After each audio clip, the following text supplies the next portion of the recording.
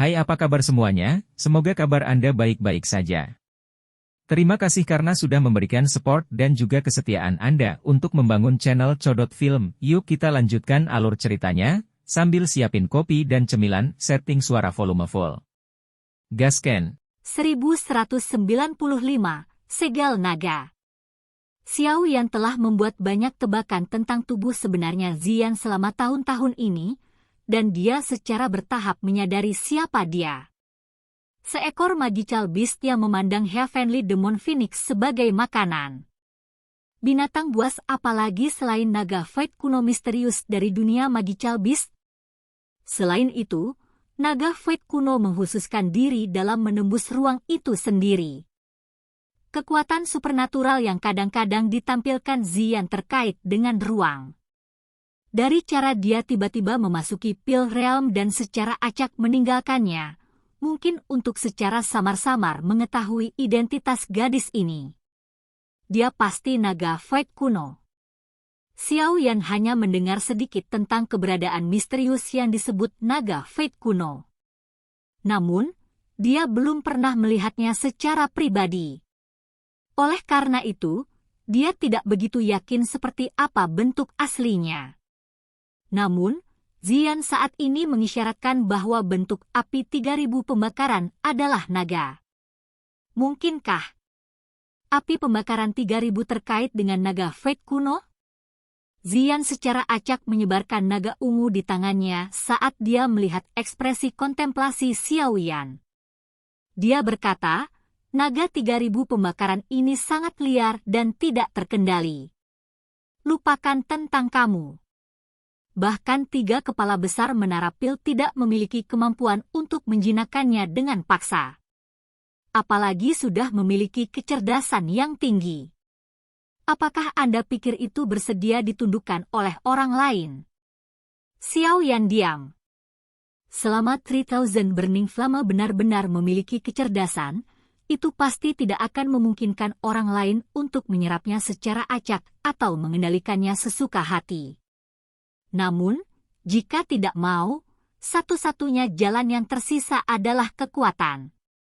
Namun, api pembakaran 3000 ini disebut api abadi. Tidak mungkin untuk menghancurkannya sepenuhnya. Jika mereka benar-benar terlibat pertarungan habis-habisan, kemungkinan bahkan kelompok Xuan Kongzi hanya bisa mundur. Jika seseorang mengatakannya seperti ini, bukankah menundukkan 3000 api yang membara menjadi lelucon? Xiao Yan bertanya dengan cemberut. Hehe, kamu juga bisa begini. 3 kepala besar menara pil telah memikirkan tentang api 3000 yang terbakar dengan cara yang terlalu sederhana. Yang mereka lakukan hanyalah berharap bahwa seseorang cukup diberkati untuk memenuhi mata 3000 api yang membara. Pihak lain memiliki kecerdasan. Hanya orang bodoh yang akan mengikutimu. Maukah Anda membiarkan orang lain menyerap Anda? Ziyan meringkuk mulut kecilnya dan bertanya. Xiao Yan sedikit mengangguk. Kata-kata Ziyan mungkin tidak enak didengar, tapi itulah kebenarannya. Tampaknya menundukkan 3000 Burning Flame tidak akan sesederhana yang dia bayangkan.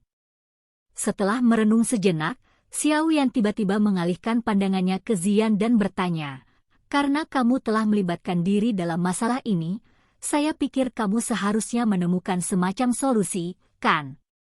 Hehe, Ziyan dengan bangga memperlihatkan kedua mata kecilnya yang lucu.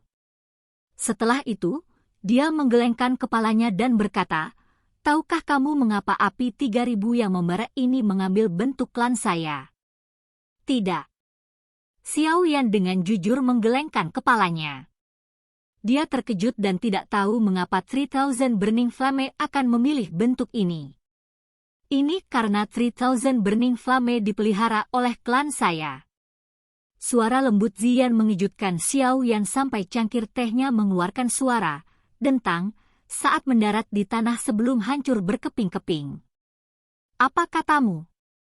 Xiao Yan tiba-tiba menoleh ke Ziyan dan bertanya dengan tidak percaya. Ini adalah beberapa informasi yang aku pelajari setelah kembali ke klan kali ini. Saya sadar bahwa telah datang ke Central Plains untuk hal ini. Itulah mengapa saya memperhatikannya dan memperoleh informasi ini. Zian merentangkan tangannya dan berkata, dahulu kala ketika api 3000 pembakaran kemungkinan dalam bentuk bayi, ada leluhur di klan saya yang menemukannya. Namun, 3000 Burning Flame pada saat itu terlalu lemah. Oleh karena itu, leluhur itu meninggalkan segel naga di dalam tubuh api pembakaran 3000. Inilah mengapa 3000 Burning Flame tumbuh menjadi bentuk yang mirip dengan klan saya. Wajah Xiao Yan dipenuhi dengan keterkejutan. Beberapa saat kemudian, dia perlahan-lahan duduk kembali di kursinya. Dia menelan seteguk air liur. Setelah semua campur tangan ini, 3000 Burning Flame ini adalah sesuatu dengan pemiliknya? Jika leluhur itu masih hidup, Anda dapat mengatakan bahwa 3000 api yang membara ini memiliki pemilik. Untungnya, berdasarkan catatan klan, leluhur tersebut benar-benar kehilangan kontak selama tur spasial. Setelah bertahun-tahun, saya bahkan tidak berpikir mayatnya masih ada. Zian tampaknya telah memahami apa yang dipikirkan Xiao Yan ketika dia melihat ekspresinya. Dia langsung tertawa. Wajah Xiao Yan yang agak pucat berangsur-angsur memulihkan kemerahannya saat mendengar kata-katanya. Dia menyeka keringat dingin di dahinya. Jika seseorang memberitahunya bahwa 3000 Burning Flame memiliki pemilik pada saat ini, setelah dia menghabiskan banyak usaha, kemungkinan Xiao Yan akan menjadi sangat gila bahkan dengan ketenangannya. Hehe, kamu seharusnya senang bahwa leluhurku meninggalkan segel naga di dalam api 3000 api saat itu. Jika tidak, kemungkinan besar Anda tidak akan memiliki kesempatan. Zian tertawa.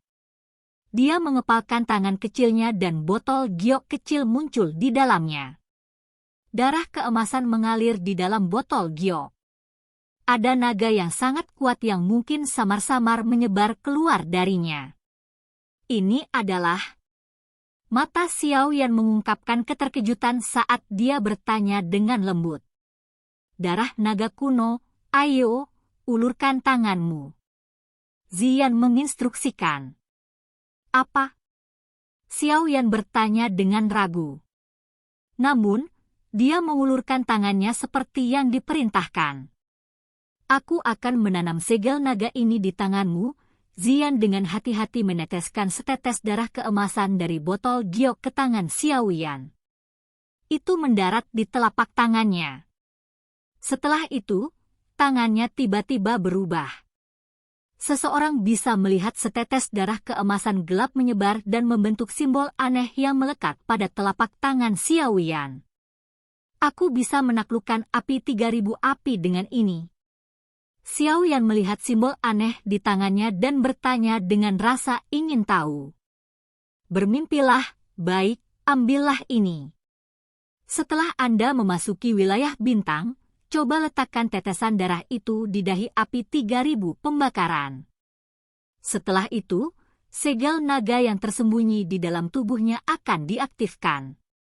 Zian mengayunkan kuncir ungu dan menambahkan, namun, saya menyarankan Anda untuk menunggu sampai api 3000 terbakar habis oleh orang-orang itu sebelum Anda melakukan ini.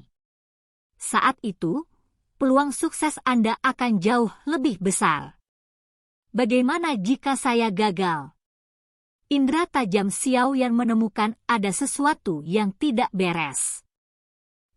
Jika kamu gagal, Zian tiba-tiba menjulurkan lidah kecilnya sebelum berkata, segel naga ini bekerja dua arah. Jika Anda berhasil, Anda akan mengendalikannya. Jika Anda gagal, itu akan mengendalikan Anda. Xiao Yan tampaknya tersambar petir saat mendengar kata-katanya.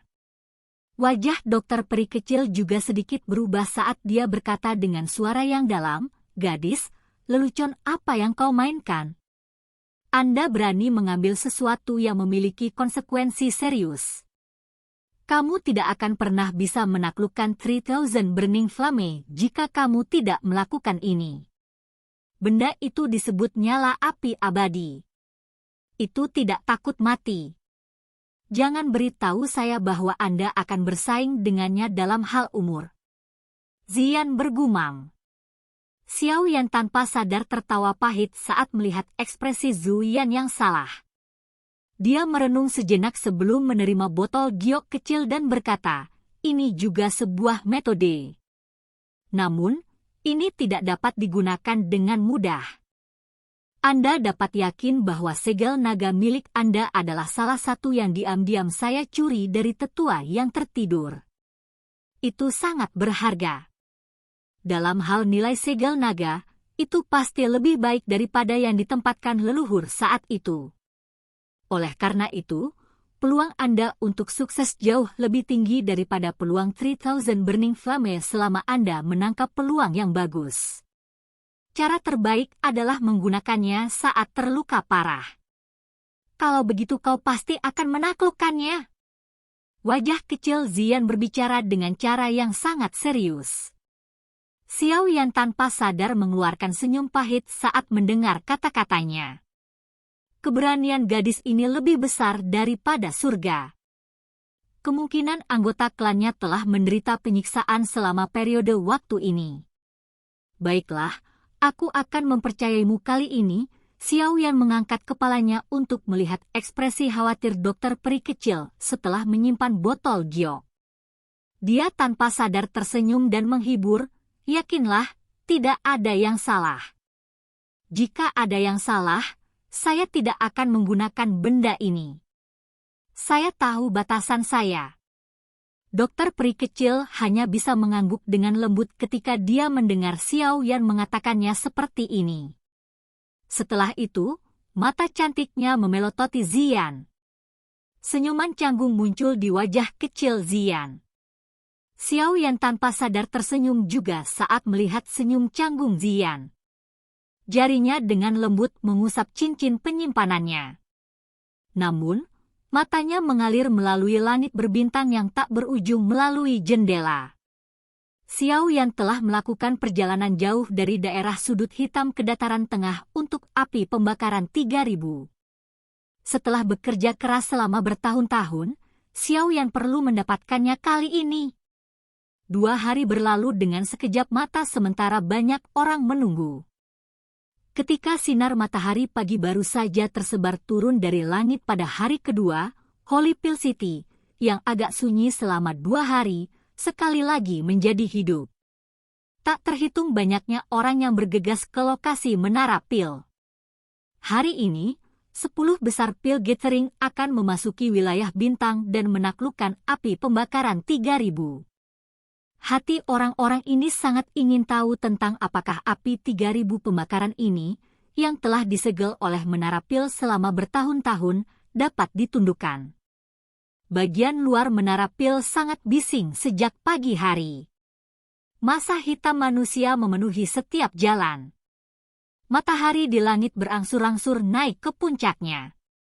Baru kemudian 3 sosok akhirnya terbang dari puncak menara pil. Setelah itu, mereka melayang tinggi di langit. Mereka yang memasuki wilayah bintang harus mempersiapkan diri.